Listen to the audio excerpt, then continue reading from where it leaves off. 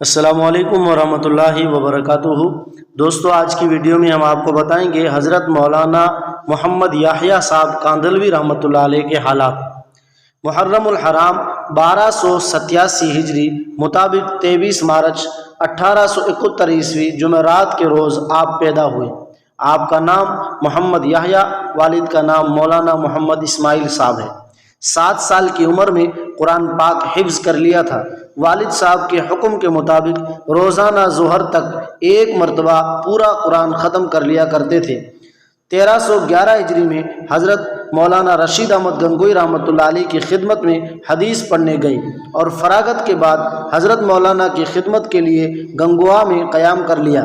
اس وقت گنگو علماء اور صلحاء کا مرکز بنا ہوا تھا۔ اس کے بعد 12 سال تک حضرت مولانا رشید احمد گنگوئی رحمۃ اللہ علیہ صاحب کی خدمت میں رہے۔ حضرت گنگوئی کی وفات کے چند سال بعد مولانا خلیل احمد سہارنپوری کے حکم پر مدرسہ مظاہر العلوم میں حدیث شریف پڑھانے کے لیے تشریف لے گئے۔ 5.5 سال تک مسلسل حدیث کا درس دیتے رہے، کبھی کوئی معاوضہ نہیں لیا۔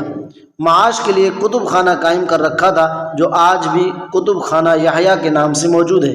کتب خانہ کا کام خود اپنے ہاتھوں سے انجام دیتے تھے۔